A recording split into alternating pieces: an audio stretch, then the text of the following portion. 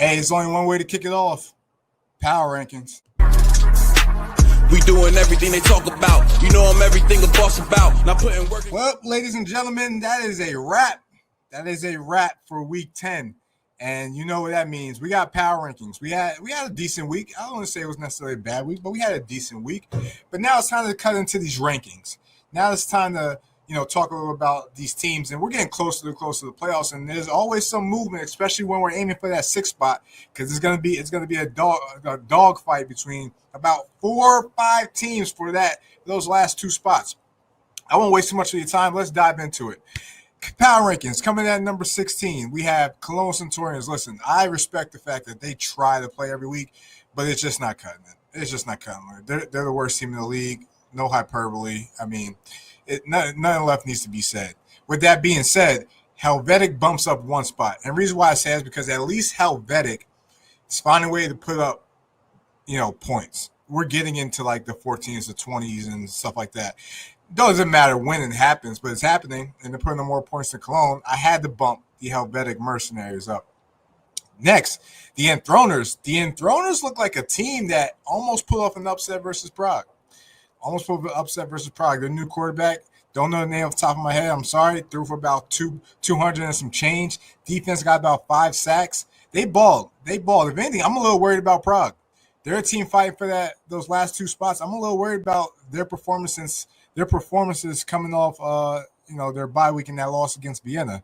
Right? They're 1-2 since those big games. So Enthroners coming at 14. Hamburg, they coming at 13. Listen.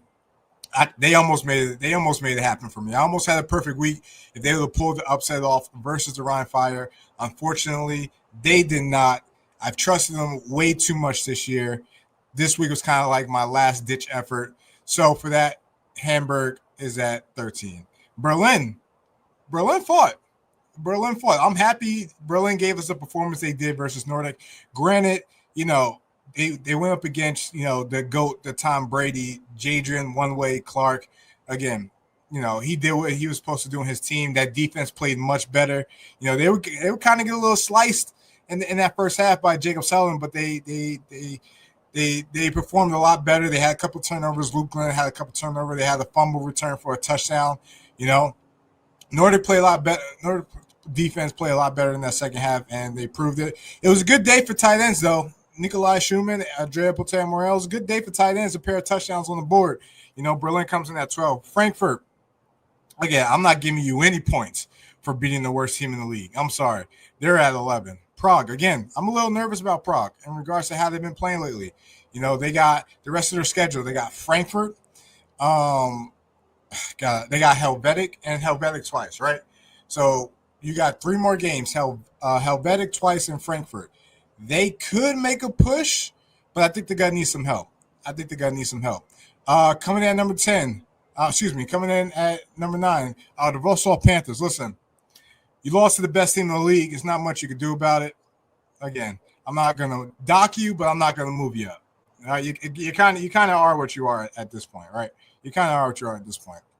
All right, Raiders. Listen. If you haven't checked out my instant reaction to the Raiders Munich game, I say it all about the Raiders. But the Raiders are stuck between a good team but not good enough to be a championship team. Maybe not be good enough to make the playoffs, but we'll see how this is going to unfold out. Again, they still got Cologne. They still got Madrid. They still got the Rhine Fire. So they got to have some opportunities, but you gave away that game to Munich. I'm sorry to say. You gave away that game to Munich. Raiders drop a couple spots. Fire, they bump up a spot. But again, I don't like how they've been performing. Like, don't mess with your food here, right? Same thing I told Nordic a couple weeks ago versus Hamburg. Don't mess with your food. You're a better team. Even though I picked you for the upset, it was good to see Chad take advantage of the weakness of Hamburg secondary, throw for a pair of touchdowns, $3 in the air. They showed they could do it in the passing game, right? And we know they could do it in the run game, but I don't know. The 3-piece still up for grabs. Until Fire missed the playoffs, the 3-piece still up for grabs. We'll see how it pans out. Again, that's a team that still has the Raiders. They still have the Nordic Storm, and I forgot the other team they have, but we'll see how it all pans out. Madrid, they play Helvetic, right? They play Helvetic, but Madrid's always going to give you a show. Best show in Europe. Nordic probably might be battling for it. Nordic might be battling for the best show in Europe. But Madrid's always going to give you a show. They come in at number 6. Paris. Disappointing about Paris. And if you have to go watch my Paris versus Surge, instant reaction. I say it all that needs to be said about Paris. Paris, slowly, season slipping away from them. Very, very, very, very slowly. Surge, that's the Surge team I'm looking to see. All right. The Surge could be the scariest team going into the playoffs just because we haven't seen them put together a full performance. And who really are the Surge? That's the Surge team I expected. Again, go watch my instant reaction. I say it all in there. Munich, again, they got a little tricky in the beginning, but they bounced back. They came back, and they took victory in Innsbruck, right? And they basically securely lock up the South, in my opinion. Nordic bumps up to number 2. Listen, we always question how good they are. We may just have to give Nordic their props, right? We can't fault them for their schedule. They're playing teams ahead of them. They're still undefeated. We're gonna see what they're all about when they get to the playoffs, but we may just have to give Nordic their props. They're a better team than what we think they are. And as long as you got the best quarterback in the league, you always have a chance, right? He's proved it year after year after year. Nordic coming at number 2. Number 1, best team in the league, Vienna Vikings. I don't think they did anything to make me think otherwise. Again, wasn't gonna dive in too much into that. Again, they did what they were supposed to do. They have a big game at the end of the year, but at that point, are they going to sit their guys, or are they going to try to keep Paris out the playoffs? They're going to have a decision to make. Which one's going to be the best one? We'll see.